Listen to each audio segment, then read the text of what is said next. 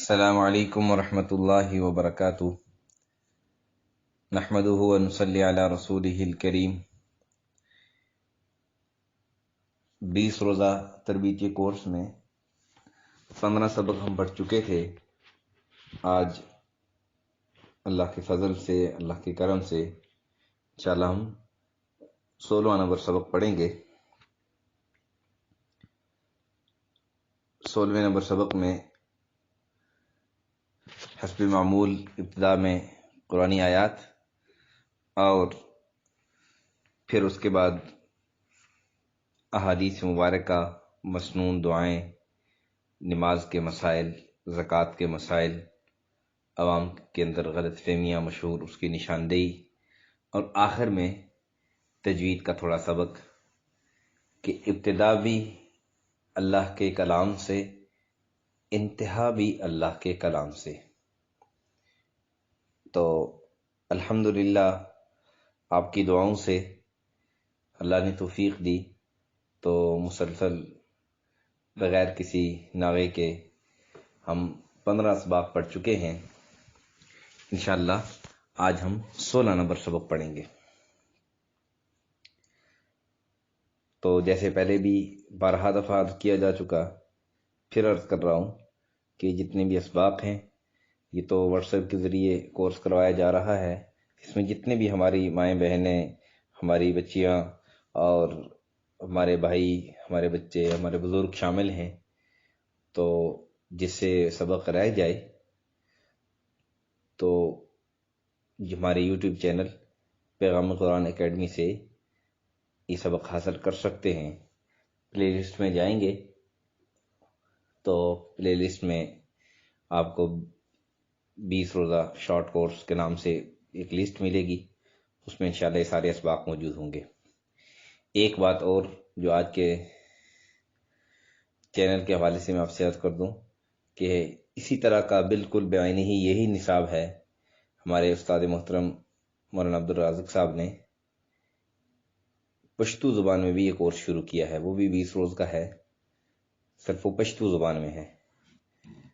تو جو ہمارے مائیں بہنیں، ہمارے بھائی پشتو نہیں، اردو نہیں جانتے، پشتو سمجھ سکتے ہیں، تو وہ اس کورس میں بھی شامل ہو سکتے ہیں۔ اس کا بھی طریقہ کار سارا یہی ہے، صرف پشتو زبان میں وہ کورس ہے، اس میں ساری باتیں پشتو زبان میں جو ہے وہ بتلائی جاتی ہیں۔ باقی احادیث، دعائیں وہ اسی طرح جس طرح یہاں پہ ہم سکھاتے ہیں، اسی ترتیب پر وہ کورس بھی جاری ہے۔ تو جن کو ہم جانتے ہیں کہ وہ اردو نہیں جانتے، ہمارے علم میں ہو اور پشتو ان کو سمجھ میں آتی ہے، تو ہم ان کو اس کورس میں شامل کروا سکتے ہیں۔ تو آئیے اپنے آج کے سبق کی ابتدا کرتے ہیں اللہ کے پاک کلام سے۔ اعوذ باللہ من الشیطان الرجیم، بسم اللہ الرحمن الرحیم۔ يا أيها الذين آمنوا لا تكونوا كالذين آذوا موسى فبرأه الله مما قالوا وكان عند الله وجيها۔ يا أيها الذين آمنوا اتقوا الله وقولوا قولا سديدا يصلح لكم أعمالكم ويغفر لكم ذنوبكم ومن يطع الله ورسوله فقد فاز فوزا عظيما۔ صدق اللہ العظیم۔ یہ آیت ہے سورہ احزاب کی آیت نمبر 69 سے لے کر 71 تک، یعنی 69 سے لے کر 71 تک ہے، جس کا ترجمہ یہ ہے کہ اے ایمان والو، تم ان لوگوں جیسے نہ ہونا جنہوں نے موسیٰ علیہ السلام کو عیب لگا کر تکلیف پہنچائی، تو اللہ تعالیٰ نے ان کو بے عیب ثابت کیا اور وہ اللہ کے نزدیک عزت والے تھے۔ اور مومنو، خدا سے ڈرو اور سیدھی بات کہا کرو، اور وہ تمہارے اعمال درست کر دے گا، تمہارے گناہ بخش دے گا۔ جو شخص اللہ اس کے رسول کی فرمانبرداری کرے گا تو بے شک وہ بڑی کامیابی پائے گا، کہ کامیابی پانے کے لیے اللہ اس کے رسول کی اطاعت ضروری ہے۔ اور اس آیت مبارکہ میں ایک تو بہتان لگانے سے منع کیا گیا، اور دوسرا یہ کہ کوئی بھی آدمی بات کہے سیدھی بات، سچی بات کہے، کھری بات کہے۔ جو آدمی سیدھی بات کرتا ہے اور دل کے اندر اللہ کا خوف رکھتا ہے تو اللہ تعالیٰ اس کے اعمال کو بھی درست کر دیتے ہیں، اس کے گناہوں کو بھی معاف کر دیتے ہیں، اور جو اللہ اس کے رسول کی اطاعت کرتا ہے اللہ اس کو کامیاب فرماتے ہیں۔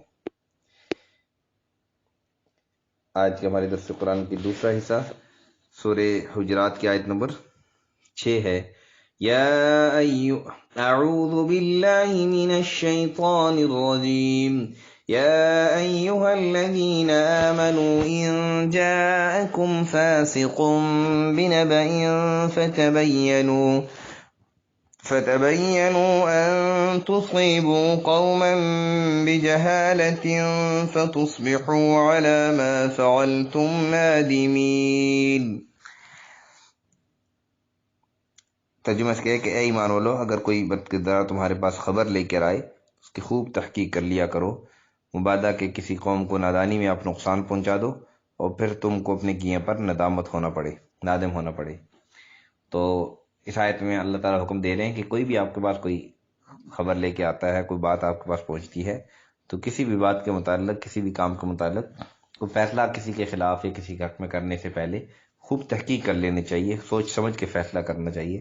یہ نہ ہو کہ آپ کسی کے خلاف فیصلہ کر دیں، کسی کو نقصان پہنچا دیں، پھر کل آپ کو پتہ چلے کہ نہیں تو یہ تو میرا خیر خواہ تھا، اس کو نقصان پہنچانا نہیں چاہیے تھا، اس کا مستحق نہیں تھا، تو اس لیے پہلے سے احتیاط کر لینی چاہیے۔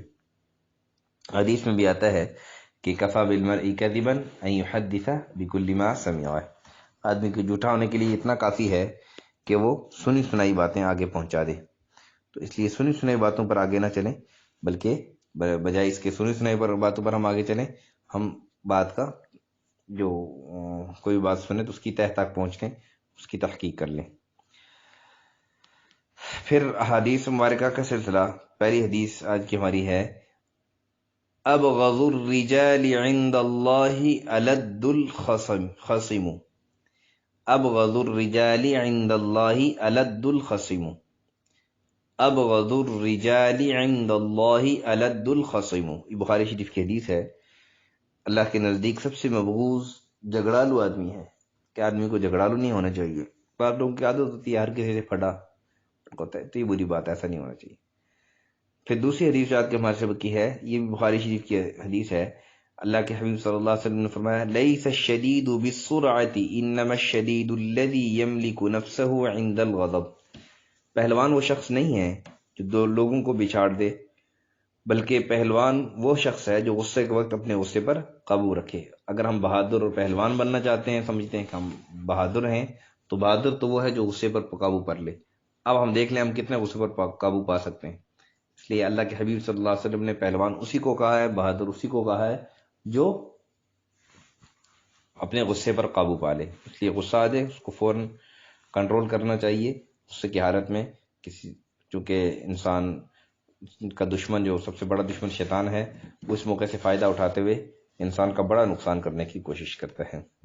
پھر آج کے ہمارے سبق کی جو پہلی مسنون دعا ہے وہ مصیبت اور پریشانی کے وقت کی دعا، کہ مصیبت ہو یا پریشانی ہو تو اس وقت یہ دعا پڑھیں، لا الہ الا اللہ العظیم الحلیم، لا الہ الا اللہ رب العرش العظیم، لا الہ الا اللہ رب السماوات ورب الارض ورب العرش الكریم، لا الہ الا اللہ العظیم الحلیم، لا الہ الا اللہ رب العرش العظیم، لا الہ الا اللہ رب السماوات ورب الارض ورب العرش الکریم۔ یہ بخاری شریف کی حدیث ہے۔ ترجمہ اس کا یہ ہے کہ اللہ کے سوا کوئی معبود نہیں جو عظیم و حلیم ہے، اور اللہ تعالیٰ کے سوا کوئی معبود نہیں جو آسمان و زمین کا مالک ہے، رب ہے۔ اللہ کے سوا کوئی معبود نہیں جو عرش عظیم کا رب ہے۔ مصیبت اور پریشانی کے وقت کی دعا جو آدمی پڑھے تو اللہ تعالیٰ اس کی مصیبت اور پریشانیوں سے دور فرما دیتے ہیں، بخاری شریف کی حدیث ہے۔ دوسری، جب کوئی مصیبت پیش آ جائے تو پھر اس وقت کیا دعا پڑھیں؟ کوئی مصیبت آ جائے، کوئی پریشانی آ جائے، کوئی چیز گم ہو جائے، اس کے متعلق پہلے بھی کئی دعائیں، تو یہ بھی ایک دعا ہے مصیبت کے وقت پڑھنے کی، یہ مسلم شریف کی اندر یہ حدیث موجود ہے کہ اللہم اجرنی فی مصیبتی واخلف لی خیرا منہا، اے اللہ میری مصیبت پر مجھے اجر عطا فرما اور اس کے بدلے مجھے اس سے بہتر چیز عطا فرما۔ اللہم اجرنی فی مصیبتی واخلف لی خیرا منہا۔ اب آتے ہیں ہم، یہ جو دو دعائیں ہوئی ہماری مسنون، اب آج کے سبق کی ہماری تیسری مسنون دعا نظر سے بچنے کے لیے۔ حضرت سعید بن حکیم رضی اللہ تعالیٰ عنہ سے روایت ہے کہ انہوں نے فرمایا کہ نبی کریم صلی اللہ علیہ وسلم کو اندیشہ ہوتا کہ آپ کو کسی چیز کی نظر لگ جائے گی تو آپ صلی اللہ علیہ وسلم یہ دعا پڑھ لیتے تھے، اللہم بارک فیہ ولا تضرہ، اللہم بارک فیہ ولا تضرہ۔ جو آدمی یہ دعا پڑھ لے تو اس پر پھر کسی کی نظر نہیں لگتی کہ اللہ اس میں برکت دے اور اسے نقصان نہ پہنچا، یہ عمل الیوم واللیلہ لابن سنی کے اندر یہ حدیث موجود ہے۔ اور آج کی ہماری دوسری حدیث غصہ ختم کرنے کی دعا، جو چوتھی دعا غصہ ختم کرنے کی، کسی آدمی کو غصہ آ جائے تو اس کے ختم کرنے کی دعا۔ حضرت سلمان بن سرد رضی اللہ تعالیٰ عنہ سے روایت ہے کہ نبی کریم صلی اللہ علیہ وسلم کی مجلس میں حاضر تھا، وہ ایک دوسرے کو برا بلا کہنے لگے، دو آدمی ایک دوسرے کو برا بلا کہنے لگے، ان میں سے ایک کا چہرہ سرخ ہو گیا اور رگیں پھول گئیں، تو نبی کریم صلی اللہ علیہ وسلم نے فرمایا کہ میں کلمہ جانتا ہوں، اگر یہ شخص اس کلمہ کو پڑھ لے تو اس کا غصہ ختم ہو جائے گا، اور جو کہ اس پر سوار ہے۔ صحابہ کرام رضوان اللہ علیہم اجمعین نے جب دیکھا تو اس نے یہ نہیں کہا، تو اسے نبی کریم صلی اللہ علیہ وسلم نے اسے یہ کہا کہ نبی کریم صلی اللہ علیہ وسلم کہہ رہے ہیں کہ تم یہ پڑھ لو۔ اس شخص نے کہا کہ مجھے کوئی دیوانگی ہے، دعا یہ ہے اعوذ باللہ من الشیطان الرجیم۔ یہ سنن نبی داؤد کے اندر یہ حدیث مبارکہ موجود ہے۔ تو یہ چار ہماری مسنون دعائیں ہوئی۔ اب ہم نماز کے مسائل کی طرف آتے ہیں۔ نماز کے مسائل میں ہم مکروہات نماز پڑھ رہے تھے، تو مکروہات نماز میں 15 مکروہات نماز ہم نے پڑھ لی تھی۔ 16واں ہے اپنی جگہ پر، اپنی سجدہ کی جگہ پر رکھی ہوئی خوشبو کو سونگھنا، یعنی ایک آدمی نماز پڑھ رہا ہے اور سجدہ کی جگہ پر اس نے کوئی خوشبو رکھی ہوئی ہے اور وہ آدمی نماز میں سونگ رہا ہے، اس سے بھی نماز مکروہ ہوگی۔ دونوں آنکھوں کو بند کر دینا، اس سے بھی نماز مکروہ ہوتی ہے۔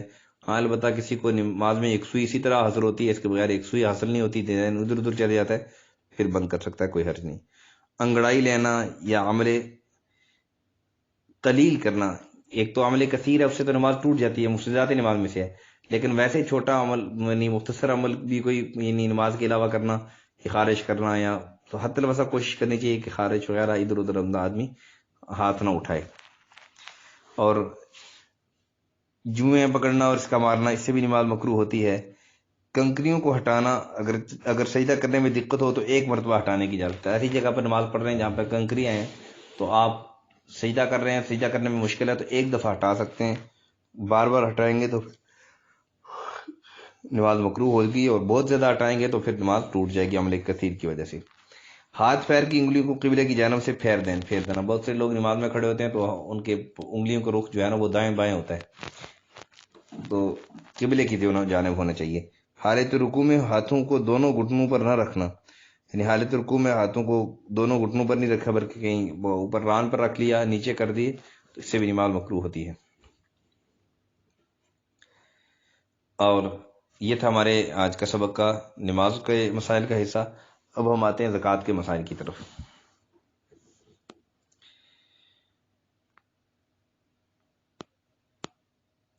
اگر مال خالص حرام ہو تب تو اس میں زکوٰۃ واجب نہ ہوگی، کیونکہ مال حرام کا مالک معلوم ہونے کی صورت میں اس کو لٹانا اور معلوم نہ ہونے کی صورت میں بلا نیت ثواب کرنا، بلا ثواب کی نیت صدقہ کرنا یہ واجب ہے۔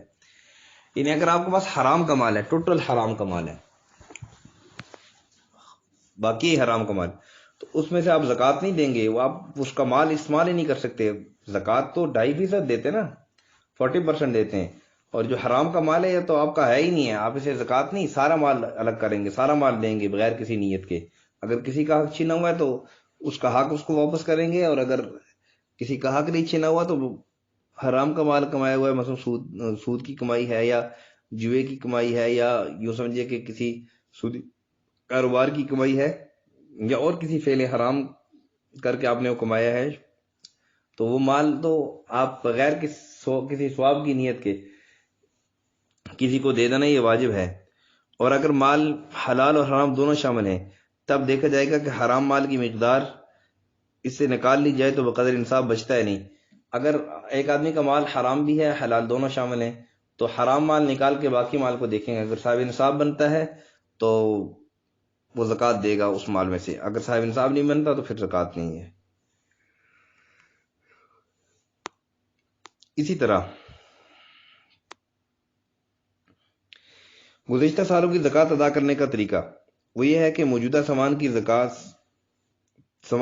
کی مارکیٹ ویلیو اور مال زکوٰۃ کے مجموعے سے سب سے پہلے گزشتہ سال کی زکوٰۃ ادا کرنے کے لیے مال کا 40واں حصہ الگ کر دے، پھر بقیہ مال سے دوسری سال کی زکوٰۃ کے لیے 40واں حصہ الگ کر دے، تیسرے سال کے لیے بقیہ مال سے 40واں حصہ الگ کر دے، اس طرح تمام سالوں کے لیے بقیہ مال سے 40واں حصہ الگ کرتا جائے، تو جتنی پیسے اس نے الگ کیے باقی وہ سارے زکوٰۃ میں ادا کر دے۔ اس کے بعد آتے ہیں ہم اپنے اگلے حصے کی طرف جو عوام کے اندر مشہور غلطیاں اور اس کا ازالہ۔ عوام میں مشہور ہے کہ شوہر کے مر جانے کے بعد اس کا جنازہ گھر سے نکلنے سے پہلے اس کی عورت گھر سے دوسرے گھر چلی جائے تو یہ جائز ہے، جنازہ نکلنے کے بعد جائز نہیں۔ گویا ان کے خیال میں عدت وفات کے وقت سے شروع نہیں ہوتی بلکہ جنازہ لے جانے کے وقت سے شروع ہوتی ہے، یہ غلط بات ہے۔ عدت تو جو ہی مرد فوت ہو گیا آپ کی مدت شروع ہو گئی، چاہے اس کو دوسرے دن دفن کریں، چاہے مہینے بعد دفن کریں، چاہے 2 مہینے بعد دفن کریں، عدت اس دن سے شروع ہو گئی۔ جس گھر میں ہے اور شوہر کے ساتھ رہتی تھی اسی گھر میں آپ اپنی عدت گزارے گی، یہ نہیں ہے کہ شوہر کو ابھی تک نکالا نہیں ہے تو دوسرے گھر جا سکتی ہے۔ بعض لوگ یہ سمجھتے ہیں کہ عدت کے اندر گھر سے نکل آئے تو پھر اس پر از سر نو عدت واجب ہوگی، پہلی عدت ٹوٹ گئی، یہ غلط بات ہے۔ یہ تو ضرور ہے کہ بلا ضرورت گھر سے نکلنا یہ جائز نہیں ہے، عدت والی عورت کے لیے بلا ضرورت کے گھر سے نکلنا جائز نہیں ہے، لیکن اگر نکل گئی تو اس سے یہ نہیں کہ عدت پہلے ٹوٹ جائے گی تو دوبارہ نئے سرے سے عدت شروع ہوگی، ایسی بات نہیں ہے۔ حالت حیض اور ایسے طور میں جس میں ہم بستری ہو گئی ہو اس میں طلاق نہیں دینی چاہیے، بہت سے لوگ اسی حالت میں طلاق دیتے ہیں، ایسی یہ بات مناسب نہیں ہے۔ اکثر لوگ معاملات کو دین میں داخل ہی نہیں سمجھتے، اگر پوچھنے والا کہے کہ بھی تو کہتے ہیں جی مولویوں کو اس سے کیا کام، ان کا کام نماز روزہ بتلانا ہے۔ یاد رکھو یہ خیال بالکل غلط ہے، قرآن و حدیث و فقہ شریعت میں سب چیزوں کی تعلیم موجود ہے، معاملات کی بھی معاشرت کی بھی۔ اس لیے کوئی آدمی کاروبار کر رہا ہے تو یہ نہ سمجھے کہ جی کاروبار میں مجھے جو ہے نا وہ کسی سے مسئلہ پوچھنے کی کیا ضرورت ہے، اس میں تو دین نہیں ہے تو ہم اپنی مرضی سے کریں، ایسی بات نہیں ہے۔ ہر شریعت نے ہر معاملے کی ہر کام کی رہنمائی کی ہے۔ بعض عوام عورتوں کے ذبیحہ کو درست نہیں سمجھتے، یعنی بعض لوگ یہ کہتے ہیں کہ جی عورت نے اگر ذبح کر دیا تو یہ حلال نہیں ہوگا، تو یہ غلط بات ہے، اگر عورت بھی ذبح کر لے تو ذبح ہو جاتا ہے، ذبح ٹھیک ہوتی ہے، البتہ شرط یہ ہے کہ صحیح طریقے سے پورا ذبح کر دے اور اس نے اللہ کا نام لیا ہو۔ ایک غلطی بعض جاہلوں میں یہ ہے کہ ہنسی یا غصہ میں اپنی اہلیہ کو طلاقن کہہ کے پکارتے ہیں اور سمجھتے ہیں کہ اس سے طلاق نہیں ہوئی، حالانکہ اس سے بھی طلاق واقع ہو جاتی ہے۔ الفاظ جو آپ ادا کر رہے ہو، الفاظ آپ جو وہی ادا کر رہے ہو تو پھر طلاق تو واقع ہوگی، جتنی دفعہ پکارو گے تو اتنی طلاقیں واقع ہو جائیں گی۔ بعض لوگ اس غلطی میں ہیں کہ یہ کہتے ہیں کہ سمجھتے ہیں کہ غصے میں طلاق واقع نہیں ہوتی، یہ بھی غلط ہے، غصے میں طلاق واقع ہو جاتی ہے اور طلاق تو اکثر غصے میں ہی دی جاتی ہے، ہنس کی کوئی تھوڑا ہی طلاق دیتا ہے۔ حالت نفاس میں طلاق دینا ایسے ہی ہے جیسے حیض میں طلاق دینا، طلاق تو واقع ہو جاتی ہے لیکن یہ گناہ ہے۔ بعض لوگ سمجھتے ہیں کہ اگر کوئی زبردستی کسی سے طلاق دلوائے تو طلاق واقع نہیں ہوتی، یہ بات بھی صحیح نہیں۔ اکراہ میں جبری طلاق دلوانے میں بھی طلاق واقع ہو جاتی ہے، اگرچہ زبردستی جو کروانے والا ہے گناہ اس پر ہوگا، لیکن جو اگر آپ نے طلاق دے دی تو طلاق واقع ہو جائے گی، طلاق واقع ہو جائے گی۔ جہاں تک تو آج کا ہمارا سبق تھا، اب ہم تھوڑا سا اپنا آخری حصہ جو اللہ کے کلام کو سیکھنے کے لیے جو ہم تھوڑی سی کوشش کر رہے ہیں اس کی طرف ہم آتے ہیں۔ تو ہم سیکھ رہے تھے مد پڑھی تھی ہم نے کہ وہ حروف مدہ 3 ہیں. مد کسے کہتے ہیں؟ حروف مدہ 3 ہیں. اور اس کے ساتھ ساتھ اس کے علاوہ ہم نے پڑھا تھا، اللہ آپ کو برکت کرے، وقف کے کچھ احکامات پڑھے تھے. تو اگر کلمہ جس حرف پر وقف کر رہے ہیں اس آخری حرف کے اوپر زبر، زیر پیش، دو زیر دو پیش ہے، دو زبر کے علاوہ ہے، تو اس کو ہم ساکن کر دیں گے، سائلنٹ کر دیں گے. اگر دو زبر ہے تو اس کو ہم الف مدہ میں کنورٹ کریں گے. الف مدہ کیا ہے؟ مد کسے کہتے ہیں؟ حروف مدہ کتنے ہیں؟ یہ کل کے سبق میں گزر چکا ہے. آج ہم پڑھیں گے، الحمدللہ رب العالمین ہو گیا تھا نا، الرحمن الرحیم. الرحمن الرحیم. یہاں پہ دیکھیں الرحمن میں را پر زبر ہے تو را کو ہم موٹا پڑھیں گے.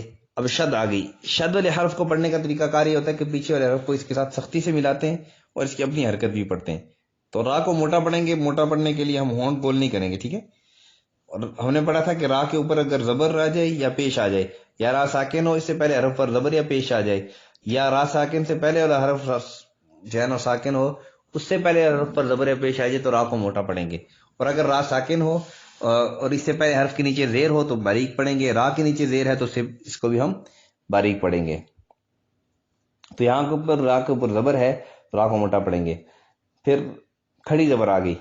تو میں نے عرض کیا تھا کل کے سبق میں، کھڑی زبر اور حروف مدہ ان سب کو 1 سیکنڈ کے بقدر لمبا کرتے ہیں. 1 سیکنڈ کے جو احکامات کھڑی زبر کے ہیں وہی احکامات حروف مدہ کے بھی ہیں، ٹھیک ہے؟ نیر رحیم. نیر رحیم. بہت سارے لوگ نیر رحیم، نیر رحیم نہیں، نیر رحیم. الحمد للہ رب العالمین الرحمن الرحیم. اب نیر را کے اوپر پھر جو ہے نا وہ زبر ہے، اس کو ہم موٹا پڑھیں گے. شد بھی ہے، پیچھے اس کو سختی سے ملائیں گے. اب حیم. حیم یہاں پر ایک تو ح کو ٹھیک طریقے سے ادا کرنا ہے گلے کے درمیان سے. اور پھر دیکھیں آپ کہ یا مدہ آ رہا ہے، یا ساکن اس سے پہلے زیر ہے. ہم نے پڑھا تھا کہ اگر یا ساکن سے پہلے زیر آ جائے تو اس کو یا مدہ کہتے ہیں، اس کو ہم لمبا کریں گے. ویسے تو زبر زیر پیش کو لمبا نہیں کرتے لیکن یہاں پر پھر ہم اس کو لمبا کریں گے. اور اگر آخر میں میم آ رہی ہے وہی قاعدہ. آج ہم پڑھیں گے کہ وقف کی علامات کون کون سی ہیں. تو وقف کی علامات میں سب سے پہلے آیت، جو ایک آیت اور دوسری آیت کے درمیان گول دائرہ کا نشان ہوتا ہے، یہ وقف کی علامت ہے. اگر اس پر آپ وقف کر سکتے ہیں، اگر یہ آ جائے تو اس پر وقف کر سکتے ہیں. کرنا فرض نہیں، کر سکتے ہیں. اگر یہاں پر آپ کا سانس ٹوٹ گیا تو آپ توڑ سکتے ہیں خان، اس کے بعد اگلے سانس سے اگلی سے آگے شروع کر سکتے ہیں. دوسرا ہے جیم. تیسرا ہے طا. آیت، جیم اور طا، یہ 3 ہیں. آیت، جیم اور طا، یہ 3 نشانیاں ایسی ہیں جس پر آپ وقف کر سکتے ہیں. اب رہ گئی ایک بات میم کی. میم پر وقفے لازم ہے. میم پر جہاں پر بھی میم چھوٹا سے لکھا ہوتا ہے نا تو اس پر وقفے لازم ہوتا ہے. سائڈ پہ لکھا بھی ہوتا ہے وقفے لازم. یہاں پر رکنا لازمی ہوتا ہے. اگر نہیں رکیں گے تو معنی اب تبدیل ہو جائے گا. اس کی مثال میں آپ کو دیتا ہوں. دیکھیں ایک ہی الفاظ اگر ان کو ہم مختلف یعنی الفاظ کے ساتھ ہم ادا کریں، مختلف وقف کے ساتھ ہم ادا کریں تو معنی بدل جاتا ہے. دیکھیں اٹھو مت بیٹھو. اب میں نے اٹھو پر رکا، اٹھو مت بیٹھو، اس کا کیا مطلب ہے؟ کہ کھڑے ہو جاؤ. اب دیکھنا الفاظ یہی ہیں کہ صرف میں وقف چینج کر رہا ہوں تو پھر معنی بدل جائے گا. دیکھو اٹھو مت بیٹھو، وہ دیکھو وہی معنی ہے، وہی الفاظ ہیں لیکن معنی چینج ہو گیا. اس کا مطلب کیا ہے کہ آپ اٹھنا نہیں ہے، بیٹھنا ہے. اور اگر میں اٹھو پر وقف کر رہا ہوں، اٹھو مت بیٹھو، تو پھر معنی تبدیل ہو جائے گا. اس کا مطلب کیا ہو گیا کہ بیٹھنا نہیں ہے، کھڑے ہونا ہے. تو اس لیے جہاں پر وقف لازم ہو تو وہاں پہ وقف لازم ہوتا ہے. اگر وقف نہیں کریں گے تو اس سے معنی تبدیل ہو جاتا ہے. اور ایک ہے زا. زا کا حکم یہ ہے کہ اگر اس پر آپ کا سانس ٹوٹ گیا تو آگے سے ملا کے پڑھیں. کوشش یہ ہونی چاہیے کہ اس پر آپ کا سانس نہ ٹوٹے. تو آج کے لیے اتنا کافی ہے. اللہ ہمیں سمجھ عمل کی توفیق نصیب فرمائے. وآخر دعوانا الحمدللہ رب العالمین.